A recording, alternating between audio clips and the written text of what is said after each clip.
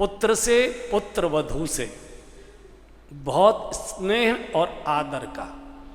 18 वर्ष की आयु के बाद पुत्र मित्रवत हो जाता है, फिर वो बेटा नहीं रहता।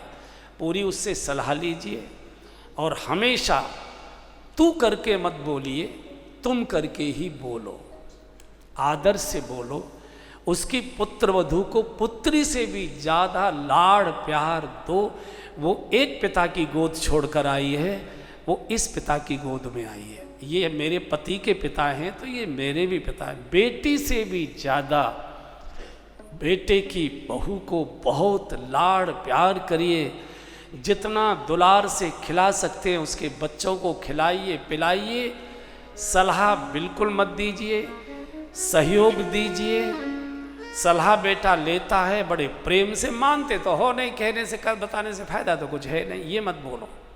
आपका कर्तव्य है कि आपको सलाह के स्थान पर भगवान ने बिठाया है, बहुत प्यार से सलाह दीजिए और उसके बच्चों को प्रसन्न रखिए। पत्नी को उसके को आदर दीजिए, उसके काम में हाथ बटाइए और जैसा भोजन परोसकर थाली में दे दे प्रसन्नता पूर्वक उसकी प्रशंसा करके पा लीजिए। आपको राम राज्य को पढ़ने की भी जरूरत नहीं होगी, राम राज्य का जीवन आप जी रहे होंगे।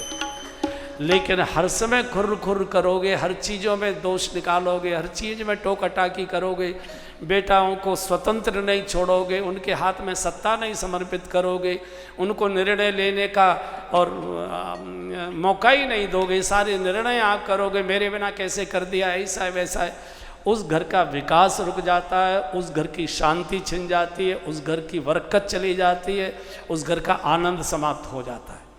सबकी आयु होती है, सबका समय होता है, सबका राज्य होता है। तो जिसका राज्य जो गद्दी पर बैठा है उसकी सत्ता को स्वीकार करिए। आप एक बार सत्ताधीश थे, अब आप भूतपूर्व हो गए और भूतों से कोई बात नहीं करना चाहता। भूतों से कोई बात नहीं करना, भूतों के पास कोई बैठना नहीं चाहता है। भूत भगाओ, थाली और बजवाएंगे। तो हमेशा घर, ये रामायण यही तो सिखाती, और क्या सिखाती राम कथा, और क्या। मैं जो बोल रहा हूं कि आपको मालूम नहीं है कि ऐसे ऐसे वनवास हुआ है, ऐसे ऐसे भरत जी गए, आपको नहीं मालूम है, सब जानते। लेकिन हम बार बार मिलकर इसको ऐसे गाते और इसलिए सुमिरन करते कि आपको राम की बातें, मर्यादित बातें याद आ जाए और मुझे भी अपनी बात आ जाए। मेरा जो स्तर है, मैं जिस आसन पर हूँ, मुझे अपने आसन की मर्यादाओं का भान हो जाए, और आप जिस गृहस्थाश्रम के आसन पर हैं आपको अपनी गृहस्थी के आसन का भान हो जाए, बात खत्म हो गई। कथा तो हम लोग सब जानते हैं, तो बार बार इसका सुमिरन और गायन इसलिए करते कि मुझे मेरे आसन की मर्यादा का ध्यान रहे और आपको अपने आसन की मर्यादा का ध्यान।